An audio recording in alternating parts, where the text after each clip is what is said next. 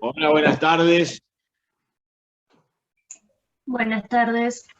Buenas tardes. Estamos esperando Buenas que tardes, vayan profe. entrando la mayor cantidad de alumnos. Hola, profesor. ¿Cómo están? ¿Cómo les va? Bien, Bien. muy bien. Bueno, Buenas tardes. buenas tardes y gracias por estar. Hoy es un día de que celebramos que la República haya podido tener un acto electoral en paz y que esto sea el camino para contribuir a la manda historias de cómo es ¿Cómo? de recetas. Me parece que ahí le pasaste feo, ¿eh? Ahí. Bueno, no les decía, mientras esperamos que entren los demás compañeros, les decía que pudimos celebrar un acto republicano y que verdaderamente es importante. Cualquiera hubiera sido el resultado mejor adquirido es el haber logrado la continuidad jurídica, que es lo que nos hace estables, seguros y que tiene la posibilidad de controlar el pueblo a sus representantes. Esto también hace que el Poder Judicial sea también un poder en el que la publicidad de sus actos estén difundidas. Toda la actividad de los actos jurisdiccionales están publicados. La máxima expresión se da en las causas donde se tratan de juicios orales, donde todo el pueblo puede ver la participación de los jueces, de los fiscales, de los defensores, del imputado, verles cómo repercute en ellos la aplicación de la ley penal sobre un hecho que ha sido valioso y cuándo el juzgamiento puede tener lugar en forma definitiva. Yo hoy, antes de empezar a hablar de cosa juzgada, quiero retrotraerme un poquito a las sentencias, porque cuando hablamos de cosa juzgada, estamos hablando de la principal cualidad que tienen las decisiones jurisdiccionales para que cuando ya se hayan agotado todos los remedios jurisdiccionales otorgados por la ley, otorgue a los individuos seguridad jurídica. Es un valor axiológico la cosa juzgada. Podría no existir cosa juzgada, igual sería jurisprudencialmente y jurídicamente aceptable. Son estos dos institutos, como la prescripción, que se establecen de una manera excepcional para que después de un determinado tiempo se cierren los títulos de la justicia. La cosa juzgada también tiene ese efecto de que pasado un periodo de tiempo, la sentencia hizo todos sus recorridos y finalmente llegó a una instancia de inmodificable. La cosa juzgada proviene o tiene origen en el derecho romano, que era la exceptio iudicati. Y dos tenían los fundamentos. La primera era la seguridad jurídica y la segunda era la estabilidad de los derechos. En la seguridad jurídica, en materia penal, se da de manera contundente en las sentencias absolutorias. Ustedes saben que las sentencias absolutas son inmodificables y no pueden entrar nuevamente a reverse después de concluido el proceso. La cosa juzgada da certeza jurídica, estabilidad de los derechos, y la seguridad jurídica en el derecho penal se transita a través del camino del non bis in idem, es decir, que el non bis in idem impide juzgar dos veces por un mismo hecho. No impide juzgar distintos hechos de diferente causa. Para que un hecho pueda considerarse alcanzado por el non bis in idem, tiene que haber identidad de sujetos, identidad de objeto y de causa. Y además alcanza individualmente a cada uno de los sujetos que están en la relación, y no es una cosa juzgada que vaya a tener efectos expansivos, sino que se están dando en casos particulares. La naturaleza jurídica de la cosa juzgada ya la definía Savigny, creando una figura de ficción. Savigny sostenía que esta cosa juzgada era una ficción de verdad. En realidad, esta teoría fue suplida por otros, porque el concepto de verdad es siempre relativo y nosotros en materia jurídica hablamos de certeza. Las intervenciones en las convenciones internacionales, también hay la Convención Americana de Derechos Humanos en el artículo 14, inciso 4 y 7, ya nos hablan de la irreversibilidad de estos principios. En realidad, dije cuando la sentencia es absolutoria, porque después vamos a entender que hay un tipo de sentencias en materia penal llamadas sentencias condenatorias, o sentencias que ya definen en el concepto de irrecurribilidad, pero sí puede haber en algunos casos la interposición de una acción llamada acción de revisión. No confundan acción de revisión, que en algunos libros existe como recurso de revisión. La palabra recurso no es aplicable a este sistema, porque la palabra recursos es cuando el proceso todavía está en trámite, cuando todavía está abierto. En cambio, hablar de una acción de revisión es una acción autónoma que va a incidir en la observancia de esa naturaleza de la cosa juzgada. El principal efecto de la sentencia es dar todos los pasos para que ésta llegue a tener el carácter de firme.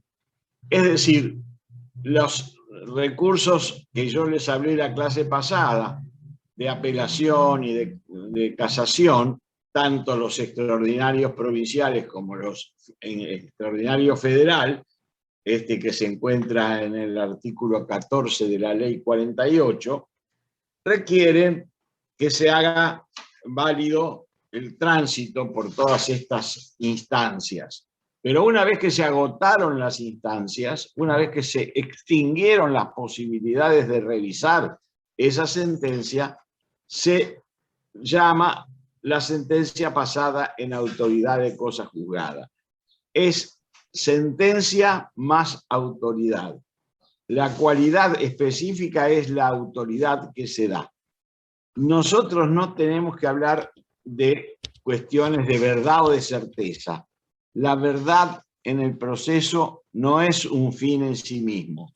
El proceso se busca la certeza jurídica o la certeza negativa, es decir, cuando el juez no llega a poder adquirir esa condición particular. Nosotros estamos acostumbrados a hablar siempre en forma Profesor. Sí. Hola, buenos días, buenas tardes, Hugo Merlo. Por eso se habla de que no es natural la cosa juzgada, sino que es práctica. Porque es la situación convicticia que le dice al magistrado decir si esto ocurrió o no ocurrió. Esto es el tránsito por el cual se llega a la última instancia judicial. Agotada la instancia judicial, Es decir, cuando el fallo queda firme, este fallo adquiere la cualidad de cosa juzgada, cualidad de la sentencia, característica propia de una ley en la que admite que los valores axiológicos sean valores de superioridad a los valores jurídicos. Por eso esos valores axiológicos ponen en primer lugar la certeza frente a los habitantes para que estos definitivamente encuentren actos que puedan ser ya definitivamente de clausura de la actividad de la cosa juzgada. La verdadera actuación en estos recursos, en estas acciones, perdón, de cosa juzgada, las van a encontrar ustedes en todos los códigos y, como les dije hoy, Pacto de Derechos Civiles y Políticos, que dicen que todo condenado ya juzgado por un hecho no puede ser vuelto a dar nuevamente lugar a un proceso judicial. Pero siempre decimos por los mismos hechos, por la misma causa y por los mismos sujetos. Hay fallos en todos lados que con mucha prolijidad detallan que la cosa juzgada es un atributo de esa sentencia y sienta el principio de la certeza definitiva. Verdad legal, no verdad verdadera. Yo les dije siempre que nosotros hablamos del estado de certeza judicial, no hablamos del estado de verdad subjetiva. Esa verdad subjetiva se deja de lado para generar precisamente ese tipo de seguridades jurídicas. Interesa a la comunidad, a toda la sociedad, poder poner fin a esta situación y dar seguridad a los intereses de los ciudadanos y respecto de estos resultados procesales. La cosa juzgada puede ser invocada por el propio interesado para hacer valer su derecho o también para oponerse a una nueva discusión judicial idéntica a la otra cuestión. Por eso también estábamos cuando hablábamos de excepciones perentorias, hablando de la excepción perentoria de cosa juzgada. ¿Se acuerdan cuando vimos las excepciones? Barreras o obstáculos que impiden la proseguibilidad de la acción penal o de la acción en general. Cuando hablamos de esas cualidades de la sentencia, cuando hablamos de que ya no es posible recurrir sobre la decisión del magistrado, allí la discusión judicial se cierra y por eso cuando pudiera intentarse nuevamente algo del mismo objeto, en el mismo sujeto y con la misma causa, el imputado cuenta con la excepción de cosa juzgada. Son esas excepciones que también hacen a la definición de un proceso porque no puede proseguirse por la prohibición del non bis in idem. En materia civil existe, sin embargo, dos clases de cosa juzgada. Está la cosa juzgada formal y la cosa juzgada material. La cosa juzgada formal es cuando en ciertos tipos de procesos no se permite la discusión de la causa principal, sino que simplemente se adquieren principios relativos a las condiciones de esa ejecución. Por ejemplo, en un título ejecutivo, el demandado no puede oponer más defensas que el pago, que la prescripción o que está extinguida la situación. Pero nada impide que en otro proceso distinto se vaya a lograr que se revise el incumplimiento de un acto de naturaleza patrimonial. Esto es importante. No hay, y hay sentencias de tipo declarativos que tampoco hacen lugar a la cosa juzgada. Por ejemplo, las declaraciones de los jueces actuando en los procesos voluntarios, los jueces van a decir, en cuanto a lugar por derecho, esto es lo que corresponde, pero luego podrá discutirse en un proceso posterior cuáles son las posibles modificaciones que tengan. Y para ser más claro y preciso en esto, les digo, imagínense una sucesión. Abierta la sucesión, se presentan los herederos. Presentados los herederos, el juez ordena la publicación de dictos. Pasado el periodo de publicación de dictos, en la que se convoca a los que se sientan con derecho a acceder a la herencia, a partir de allí hace la declaración de herederos. Pero esa declaración de herederos es formal, no es sustancial, porque 20 años después, o 5 años después, o 2 años después, puede aparecer otro supuesto heredero, y allí esa cosa juzgada que había anticipado el juez haciendo la declaratoria de herederos era precisamente algo relativo, no absoluto.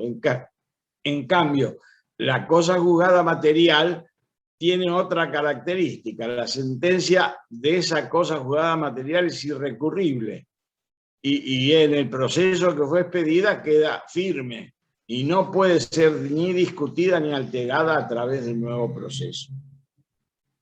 Bien, llegado a esta altura, nos conviene dedicarnos un poco al Código Procesal, al que acudimos permanentemente para ver la acción de revisión. Porque esta acción de revisión está tratada en el Código Procesal Penal en el artículo 467. Y aclaro, esta cosa juzgada siempre es a favor del imputado, no en contra. O sea que no se puede modificar impeius una sentencia que ha sido de orden absolutorio o que tiene una sanción penal de inferior penalidad. Este artículo 467 nos habla en primer lugar que en cualquier momento puede ser planteada esta acción. Es decir, que incluso admite que los herederos del imputado condenado, para salvaguardar el honor de estos imputados o estos condenados, en algunos supuestos lleguen a modificar una sentencia pasada en la autoridad de cosa juzgada. Para hablar de sentencia pasada en autoridad de cosa juzgada, hablamos siempre de sentencias firmes. Pero como en el derecho penal no se busca solamente la condena o la situación de algo que resulta el ilícito o la injusticia penal, se admite que en algunos supuestos que están tratados en el 467, los vamos a aclarar ahora. Por ejemplo, que en un hecho establecido como fundamento de la condena fueran inconciliables con los fijados por otra sentencia penal irrevocable. Es decir, que ya en otra sentencia se dijo otra circunstancia y en esta sentencia no puede volverse a revisar y a condenar por un hecho distinto.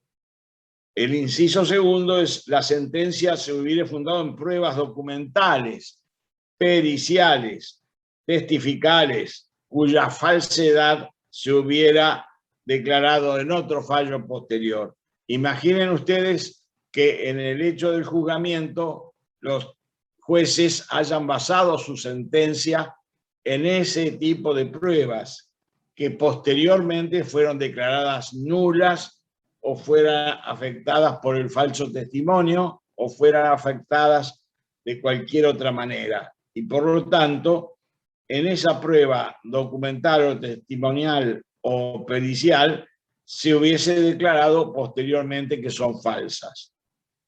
También si hay una sentencia condenatoria que se haya pronunciado como consecuencia del prevaricato, cohecho u otro delito.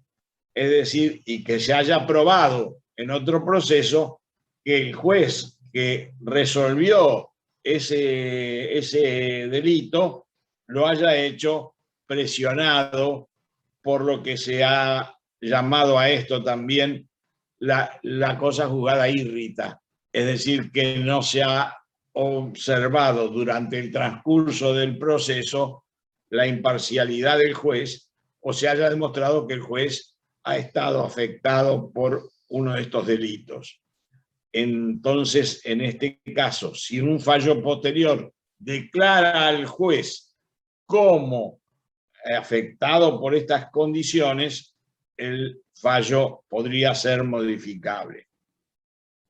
O cuando se descubrieran hechos nuevos o elementos de prueba que, unidos con los ya examinados del proceso, hagan evidente que el hecho no existió, que el condenado no lo cometió o que el hecho lo cometió encuadra en una forma penal más favorable. Esto, excepcionalmente, ya en estas circunstancias, ha habido sentencias contradictorias, porque en una dijo que el hecho había sido tal y de tal manera, y que el condenado era el imputado, y que no lo demuestre en ese proceso general, pero lo podamos demostrar a posteriori.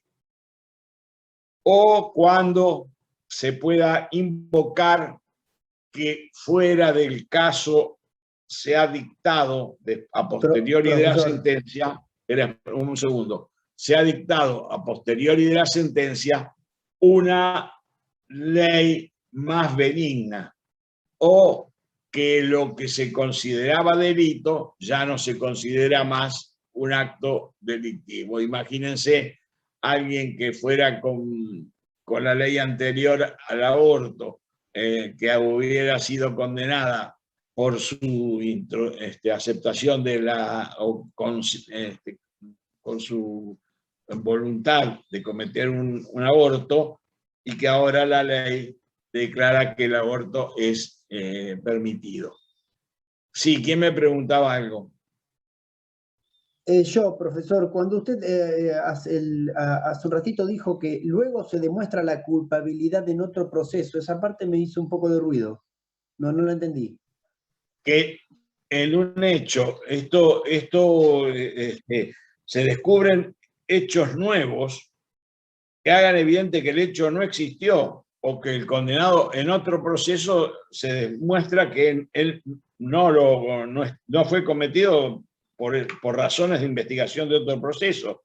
No puede sostenerse un proceso si hay contradicciones donde un tribunal después, en el orden de otro sujeto, por identidad de objeto, de causa, declara que ese hecho no existió. No en este mismo proceso, en otro proceso.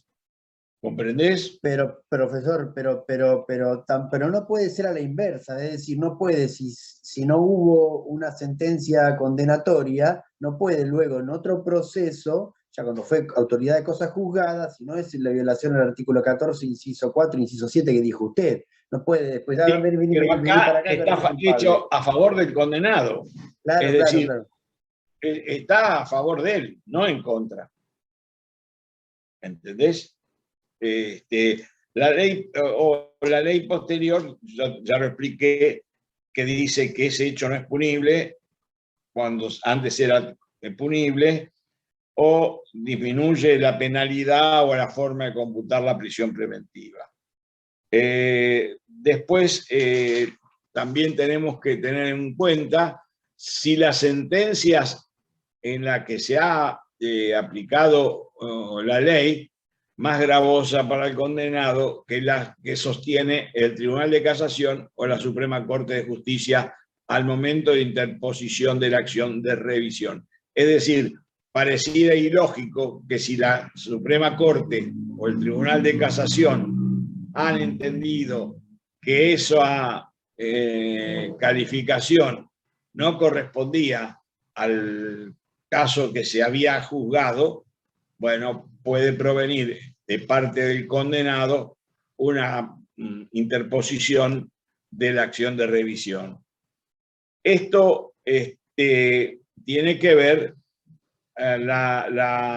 el objeto de la acción de revisión, que es demostrar la inexistencia del hecho o que el condenado no lo cometió o que falta totalmente de prueba en la que se basó la condena, y esto tiene que ser verdaderamente demostrativo en que en otro procedimiento apareciera, supónganse ustedes que se lo condenó por homicidio y al tiempo la víctima aparece con vida. Esto ya no corresponde entender jurídicamente que se pueda dar este supuesto. La acción esta de revisión se puede o se debe interponer ante el tribunal que tuvo la intervención final, ya sea el Tribunal de Casación o la Cámara de Apelaciones en garantía según corresponda, y la puede interponer el defensor por escrito y haciendo referencia a los motivos en que se fundan las disposiciones legales aplicables. Hay que acompañar la prueba posible que demuestre, por ejemplo, la sentencia que declaró falsos los testimonios o falsos las pericias, y el recurrente puede hacer uso de todas las peticiones y ofrecer prueba del caso para que el tribunal pueda proveer de estas actividades para completar la presentación y poner la causa en estado de decisión del recurso. Existe la posibilidad también de que este efecto lo interponga el propio imputado y no el abogado defensor. El tribunal interviniente siempre va a estar a disposición del recurrente, de la acción, que ejercita la acción, y complementará las partes formales que no han sido observadas en el escrito de requerimiento. Por supuesto que toda persona que ha sido condenada por error o por cualquier otra cuestión tiene legitimación para poder requerir una indemnización una vez resuelta la revisión al Estado provincial, y también ese monto indemnizatorio tiene que estar calculado sobre la base del salario que hubiera recibido en ese periodo si no hubiera sido condenado. Pero hay una observación final que dice, pero no, si no se corresponde esta indemnización si el condenado se haya denunciado falsamente o cuando también haya confesado ser el autor del delito y después se arrepiente. En estos casos no es correspondiente interponer la revisión, porque es por culpa de él que se ha llegado a obstruir la acción de la justicia y que ésta haga que la verdadera realidad es que si no fue por la colaboración del propio imputado no se hubiera dictado una sentencia actuatoria. Esto está entendido para que nadie diga, bueno, voy a confesar un delito, después digo que es falso, después hago la revisión y así me indemnizan. No, esto está dado exclusivamente como reparación económica al condenado por error. Y lo prevén también los pactos internacionales. Así que esta cantidad de normas que han sido incorporadas en el año 94 a la Constitución, por la Constitución Nacional en la reforma del año 94, han incorporado los pactos internacionales que la Argentina se ha comprometido a observar. Por eso es que esto los tribunales van a tener que cumplirlo acabadamente, tanto la modificación de las sentencias de condena por error o de la sentencia arbitraria. Las sentencias arbitrarias existen en los casos en que la prueba de los hechos ha sido contraria a lo que se ha vertido en las audiencias.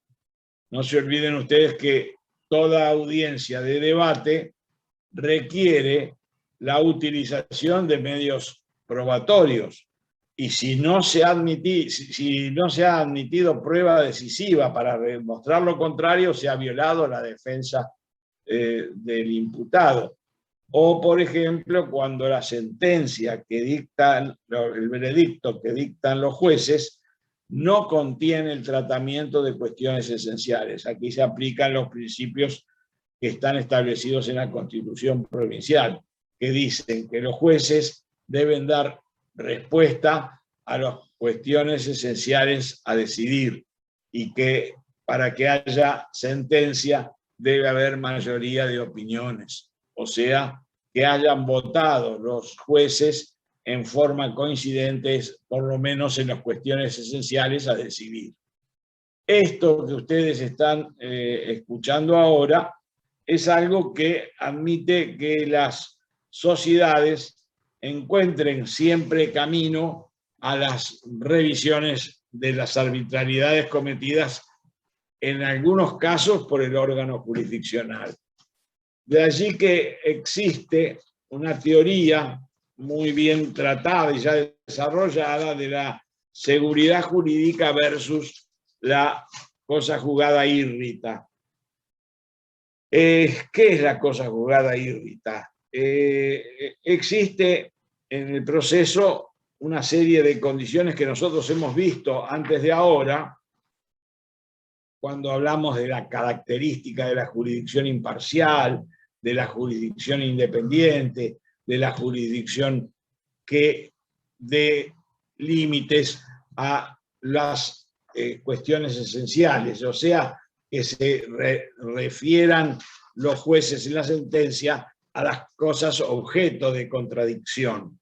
Y en todos los casos se considera que si los jueces no han dado lugar a la defensa o al imputado a que tenga un debido proceso legal, este instituto de la cosa juzgada írrita permite revisar y desarrollar todo tipo de sentencias que ameriten ser revisadas por las irregularidades que estos jueces han cometido en un proceso. Yo me acuerdo de 2 o 3 casos muy conocidos donde se revisó una sentencia porque el juez dijo haber sido amenazado para dictar una sentencia en una forma determinada. Esto implica que el proceso ha sido de una cualidad irregular y definitivamente los individuos no saben ni han podido ejercer lo que es sus derechos, sino que están sometidos a los caprichos, a la torpeza o la mala voluntad de los jueces o gobernantes para causar un perjuicio. La seguridad jurídica también determina el límite de las facultades y derechos de los poderes públicos. Los poderes públicos no pueden atropellar la decisión judicial. Los poderes públicos, no se olviden ustedes de que en nuestro país la seguridad jurídica está basada en el derecho que se encuentra resguardada la libertad, la vida y el patrimonio de los habitantes, sus derechos y garantías. Materializa el artículo 1 de la Constitución, el sistema representativo republicano y federal, y aquí es la plena vigencia de las instituciones creadas por la Constitución Nacional. el Poder Judicial es una institución creada por la Constitución Nacional y no es una dependencia del gobierno que está gobernando. Es algo de absoluta verdad. Un segundito que tengo, me parece... No, está bien. Para citarles alguna jurisprudencia, hay jurisprudencia y doctrina a doquier, ¿no? Yo tengo seleccionadas algunas que naturalmente les van a ampliar este espectro. Juan Carlos Gitters tiene escrito sobre esta materia de la cosa juzgada írrita, y después también hay distintos autores como Palacio que se refieren en concreto a la eficacia de ellos. Couture también lo trata, Eisner, cosa juzgada con relación a las partes, etc. Les recomiendo leer con alguna limitación estos textos, pero son importantes. Bueno, ¿han entendido esto? ¿Sí? ¿Alguna pregunta? No, al momento no. Bueno, gracias. Gracias, buenas tardes. Muchas gracias por todo.